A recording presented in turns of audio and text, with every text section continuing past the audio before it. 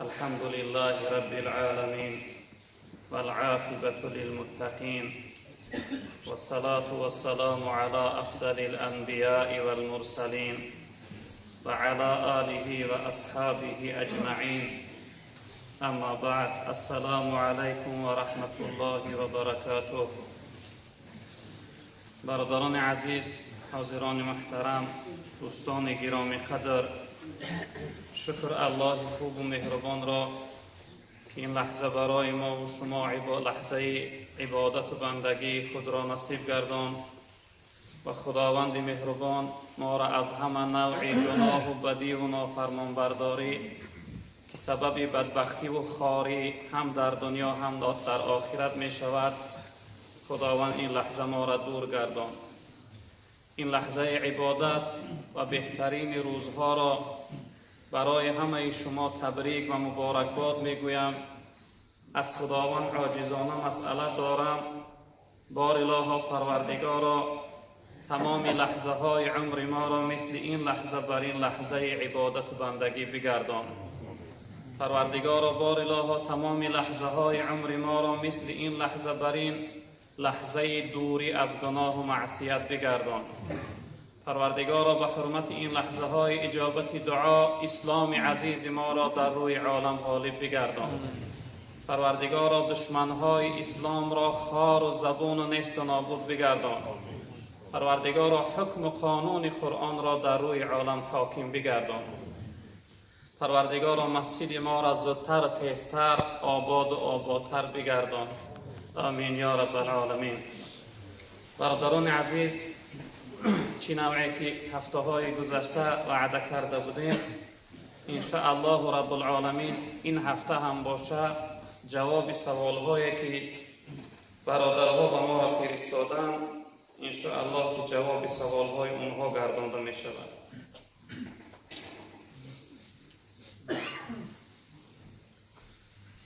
برادر عزیز سوال کرده است که السلام علیکم داملای محترم، خب آیا با تحپوش‌های گمش نماز خواندن ممکن است؟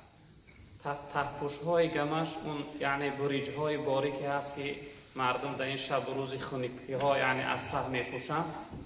و همین ها سوال کرده است آیا با چنین لباس‌های تنگ و چنین لباس‌های باریک نماز خواندن درست است؟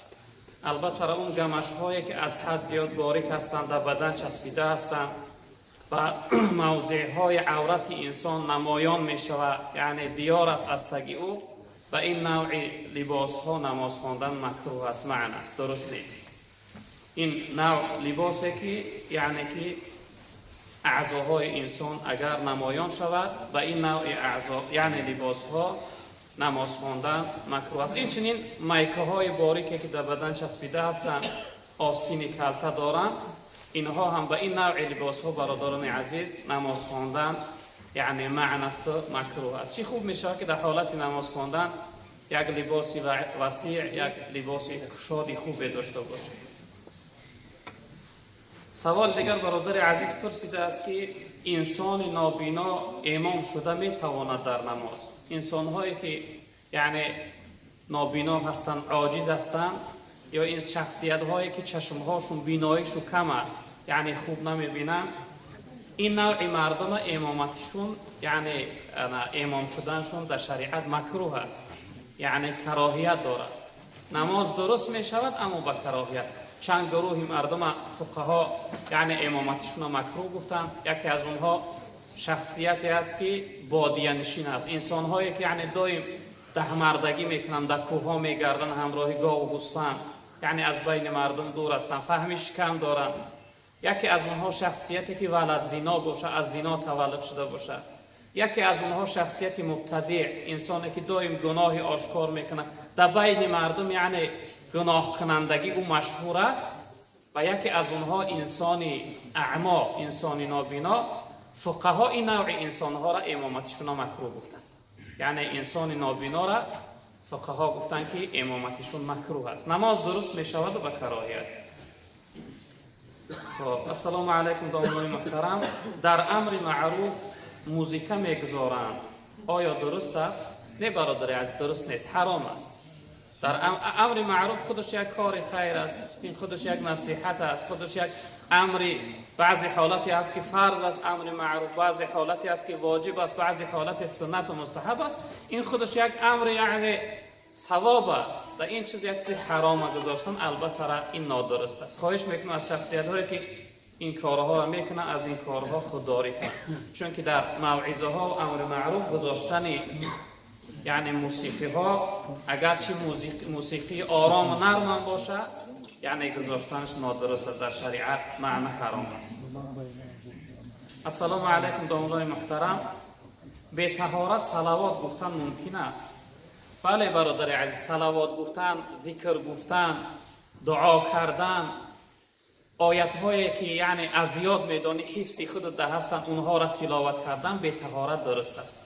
اما انسانی به طهارت قرآن به دست قپیده نمیتواند. لا یمسه الا المطهرون آیت قرآن است.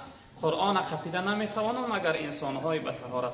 در حالت به طهارتی، حتی در حالت جنابت، زنها در حالت حیض نفاسشون فقها اجازه دادن که میتوانند که ذکر گویند، صلوات گویند، دعا کنند.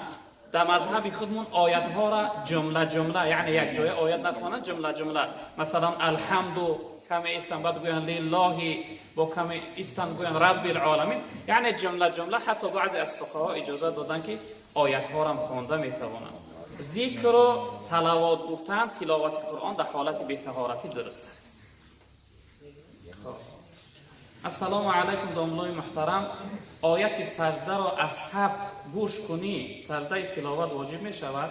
نه برادر عزیز، سجده تلاوت در حالت در گردن انسان واجب می شود که انسان تلاوت کننده را در گردنش واجب شود. مثلا ایشون قاری آیت سجده را الان یعنی این لحظه در حضور ما در نزد ما تلاوت کنه، اگر در گردن خودش که واجب شد در گردن شنونده ها هم یعنی سجده تلاوت واجب می شود. اما وقتی که در ثبت است اون انسانی که یعنی آیت سجده را تلاوت داره در گردن وی واجب نمیشه، چون که این ثبت است. از روی شنیدن ثبت آیت سجده در گردن انسان شنونده واجب نمیشه. خب السلام علیکم دوستان محترم. شخصی که پیغمبرمان را در خواب ببیند این ممکن است؟ بله برادر عزیز، جناب پیغمبر صلی الله علیه و سلم در خواب دیدن ممکن است. اکثر از بزرگای دین، حتی حضرت امام اعظم رحمت الله علیه، حضرت امام بخاری و دیگر از بزرگای هستند که یعنی روایت کردند که پیغمبر بزرگوار صلی الله علیه و سلم را در خواب دیدند. دیدن جناب پیغمبر در خواب ممکن است، این درست است. حتی رسول اکرم صلی الله علیه و سلم در روایت گفتند که من رآنی فی المنام فسیرانی فی الیقظه ولا یتمثل الشیطان بی. این حدیث حضرت ابو هریره روایت کرده است، حدیث بخاری و مسلم است. پیغمبر بزرگوار صلی الله علیه و سلم هر انسانی که من در خوابش دید همچنانی هست که در بیداریش دیده است، چون که شیطان خودش به مثل من کرده نمیتونه. یعنی اگر هر شخصیتی که جناب پیغمبر در خوابش دید اما صورت اصلی پیغمبر دیدگی است. همه انسان با یک صورت با یک نوع یعنی پیغمبر بزرگوار را میبینند. دیدن پیغمبر در خواب ممکن است. هر انسانی که دیده باشه خوشا به حالش، یعنی که این درست و ممکن است. خب السلام علیکم دوستان محترم. درباره اخلاق اسلامی کسی میگه که امروز چقدر بد اخلاقی ها زیاد شده اند. اخلاق اسلامی برادران عزیز این یک چیز خیلی ضرور لازمی هست برای شخصیت من و شما مسلمان ها. رب العالمین وقتی پیغمبر بزرگوار ما را در قرآن وصف میکنه میفرمایند که و انک لعلی خلق عظیم. ای محمد صلی الله علیه و سلم تو دارای اخلاق بزرگ هستی، تو یک اخلاق خیلی خوب بزرگی داری. از که عایشه مادر ما پرسیدن جناب پیغمبر چه اخلاق داره؟ اخلاق پیغمبر چیست که خداوند در قرآن وصف کرده است؟ از که عایشه مادر میگفتند که اخلاق پیغمبر سراسر قرآن است. پیغمبر بزرگوار یگان قدم از گفته قرآن بیرون نمیگذاره، یعنی اخلاق قرآنی داره، حیات حقیقی و واقعی داره. به این خاطر برای من و شما مسلمان ها هم ضرور لازم است که اخلاق اسلامی داشته باشیم. پیغمبر بزرگوار در روایتی گفتن که انما بعثت لاتمم مکارم الاخلاق. گفتن مقصد از مبعوث پیغمبر شدن من، مقصد از بعثت من این است که خوش اخلاقی را در جامعه برپا کنم، یعنی بد اخلاقی را، بد کرداری و بد رفتاری از جامعه دور بگردانم. پیغمبر بزرگوار گفتند در روایت گفتن از همه نزدیکترین شما، از همه دوست داشته ترین شما در نزد من، جناب پیغمبر گفتن انسانی هست که اخلاق خوب دارد. حتی در روایت گفتن که مؤمن از روی خوش اخلاقیش به درجه و مقام شخصیت های میرسه که روز تا بگه روزدار هستند، شب تا سحر عبادت میکنن. یعنی انسان خوش اخلاق در نزد خداوند چنین درجه و مقام دارد، چنین یعنی قرب دارد، چنین حرمت و عزت دارد.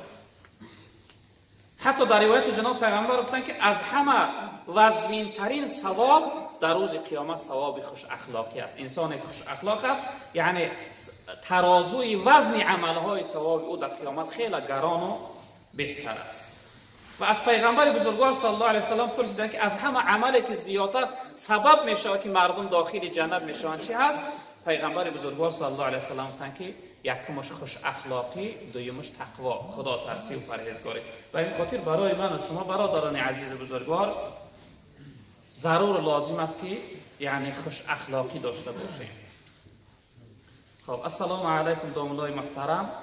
درباره عالم هایی که امر معروف نمی کنند، فقط خاموشند، یک چیزی میگوید. خب اکنون برادر عزیز، بعض اصل واعظی، ناطقی و سخنرانی یک استعداد خدادادی است. این از روی عالمی نیست، یعنی که هر انسان واعظ و یعنی سخنران شده نمیتواند، چون که این یک استعداد یک خداوند بعضی بنده هاش یعنی این چیزا میده. البته بعضی عالم های خاموشی هستند که صدها نفر انسان واعظ یعنی تربیت میکنن. بعضی عالم های هستند، بعضی مربی های هستند که یعنی شاگرد فقط کاری اونها تربیت کننده است، اونها واعظ نیستند، امر معروف نمیکنن، موعظه نمیکنن، اما اونها مربی هستند، تربیتگر هستند. صدها نفر واعظ تربیت میکنن، در جامعه میبخشند. اما بعضی با شخصیت های یعنی صالح خوبی هستند که اونها کارشون فقط عبادت و ذکر هست، شاید اونها علم سواد کافی ندارن برای موعظه کردن، اگر اینها را در نظر داشته باشیم. اما شخصیتی که اون علم داشته باشه و بخوانه و محنت کنه و این علم شد در خلق خدا نبخشد، این خیانت در امانت الهی کرده است. چون که خداوند علم به عنوان امانت در قرآن بیان کرده است که علم امانت الهی هست. وقتی که عالم از خودش کرد باید این علم در خلق خدا برساند. پیغمبر بزرگوار صلی الله علیه و سلم گفتند که من کتم علما الجمه الله یوم القیامة بلجام من النار. هر شخصیتی که کتمان علم میکنه، یعنی علم میپوشانه، علمی که خدا داده است در خلق خدا نمیرسانش، این شخصیت خداوند در روز قیامت یک لجام از آتش دوزخ در دهانش میزده، به سوی دوزخ انسان میبردن. یعنی انسانی که عالمه که علم به خلق خدا نره. حتی در روایت دیگه پیغمبر بزرگوار گفتند که من سئل عن علم فکتمه. هر انسانی که از علم پرسیده شود، یعنی یک انسان به سواد است، یک چیز میپرسه، انسان عالم وقتی کتمان کرد یعنی جواب نگردان، علم شد در خلق خدا نرسان، و این گروه هم پیغمبر بزرگوار گفتند الجمه الله بلجام من النار یوم القیامه. گفتند این شخصیت هم خداوند در روز قیامت یک لجام از آتش دوزخ میزنه و به سوی دوزخ این گروه مردم میبرد. خب اینجا برادر عزیز سوال کرده است که خب السلام علیکم دوستان محترم، آیا نماز شکر وضو گفتنی نماز است؟ بله برادر، از نماز شکر وضو نماز گفتنی هست. در حدیث های جناب پیغمبر، در سنت های پیغمبر صلی الله علیه و سلم این ثابت شده است. در روایت پیغمبر بزرگوار صلی الله علیه و سلم به سوی حضرت بلال گفتند که ای بلال، آیا تو چی عملی خوبی داری که من در شب معراج در جنت وقتی که یعنی سیر میکردم صدای پاپوشی های تو را پیش خودم شنیدم. حضرت بلال رضی الله تعالی عنه گفتن یا رسول الله، گفتن و من گفتن یک عادت دارم وقتی طهارت کنم، بعد از طهارت کردن گفتن 2 رکعت نماز شکر میخونم. یعنی که این عملش درجه حضرت بلال رضی الله تعالی عنه را در جنت چنین بلند کرده. در روایت دیگر پیغمبر بزرگوار صلی الله علیه و سلم فرمودند که ما من احد یتوضأ فیحسن الوضوء و یصلی رکعتین خب یقبل بقلبه و وجهه علیهما الا وجبت له الجنه. هر انسانی که طهارت خوب میکنه بعد از طهارت کردنش به حضور دل 2 رکعت نماز میخونه، این شخصیت خداوند براش یعنی که جنت لازم میگرده، این شخصیت خداوند اهل جنت میگرده. یعنی که این چی هست درباره شخصیت هایی که چو میکنن شکری وضو میکنن. البته نماز شکری وضو از پیغمبر بزرگوار صلی الله علیه وسلم ثابت شده است. سوال دیگر برادر عزیز پرسیده است که السلام علیکم دوستان محترم، تحقیر کردن مسلمان چه حکم دارد؟ امروزها در شبکه‌های اجتماعی در یوتیوب بسیاری مردم از روی پل شده چقدر همدیگر را دشنام و تحقیر میکنند. تحقیر مسلمان برادران عزیز بزرگوار، تحقیر کردن، دشنام کردن مسلمان اینها حرام هستند، گناه کبیره هستند. دشنام مسلمان ما در روزهای گذشته گفتیم که جناب پیغمبر صلی الله علیه و سلم گفتند که سباب المسلم فسوق و قتاله کفر. دشنام دادن مسلمان این فسق است، گمراهی هست و قتل مسلمان کفر هست. و در روایت پیغمبر بزرگوار صلی الله علیه و سلم فرمودند که کل المسلم علی المسلم حرام دمه و ماله و عرضه. تمام مسلمان برای مسلمان 3 چیزش حرام است. خون مسلمان برای مسلمان حرام است ریزاندنش، و مال مسلمان برای مسلمان حرام است تلف دادنش، و آبروی مسلمان برای مسلمان حرام است از بین بردنش. این خیلی کاری بدی هست که امروز یعنی از روی پل شده مردم هم دنیاشون هم قیامتشون میسوزانند. متاسفانه راست میگه برادر، امروزها چقدر تحقیر، چقدر دشنام ها، چقدر یعنی عیبکاوی ها و فتنه ها در این یعنی شبکه های اجتماعی در یوتیوب و دیگر زیاد است که مردم همدیگر را جواب میگردانند، همدیگر یعنی دشنام میدهند، همدیگر را تحقیر میکنند، همدیگر یعنی سخن ها. والله قسم اینها همش حرام هستند.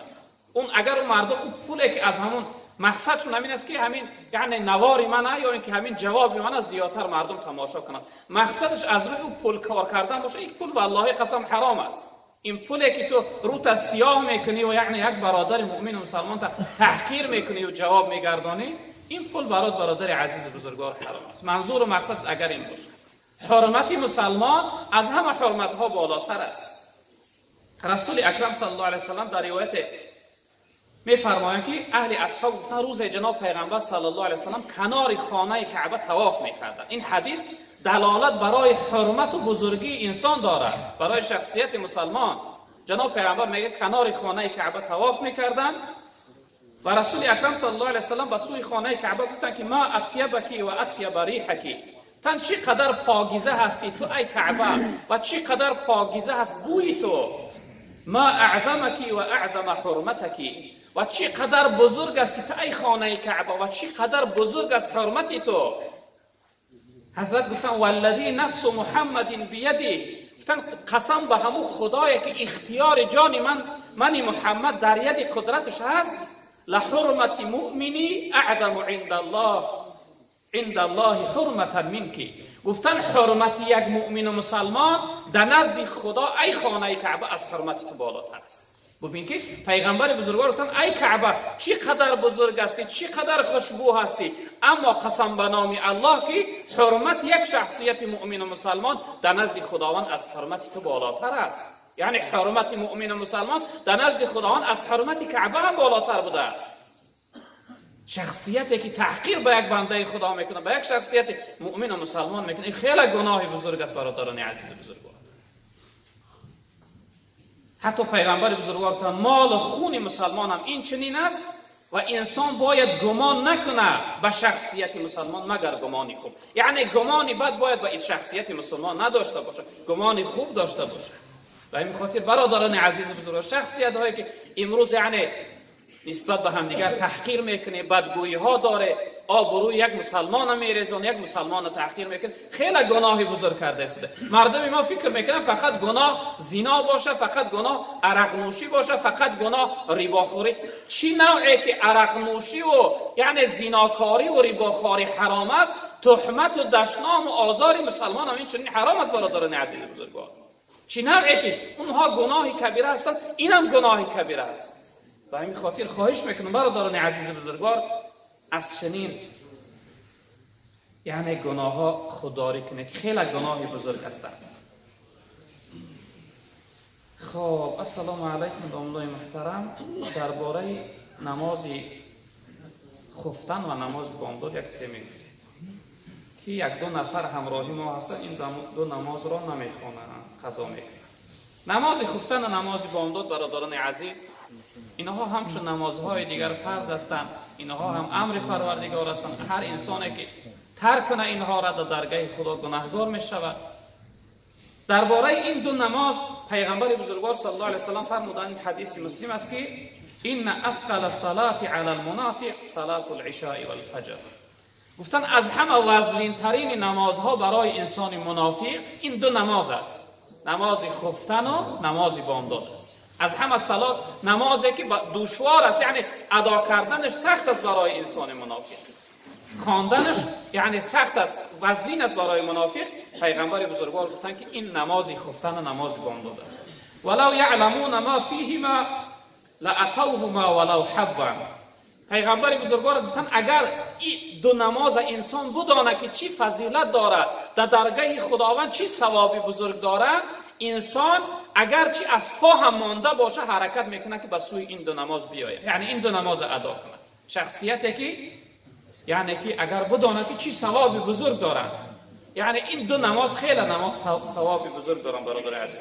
در روایت دیگر که از این حدیث امام مسلم روایت کرده، پیغمبر بزرگوار صلی الله علیه و سلم گفتند که من صلى العشاء فی جماعت فكأنما قام نصف الليل و من صلى الصبح فی جماعت فكأنما صلى الليل كله. گفتن هر انسان برادر عزیز فضیلت جماعت خواندن این دو نماز رو ببینید. پیغمبر بزرگوار گفتن هر انسانی که نماز خفتن به جماعت خواند ثوابش مثل همین است که این شخصیت گویا نصف شب شب زنده داری کرده است، عبادت کرده است، نماز خوانده است. هر انسانی که نماز خفتن به جماعت خواند مثل همین است که گویا نصف شب نماز خوانده است، عبادت کرده است. و هر شخصیتی که نماز بامداد به جماعت خواند، جناب پیغمبر صلی الله علیه و سلم ثوابش مثل این است که گویا تمام شب این شخصیت شب زنده داری کرده است.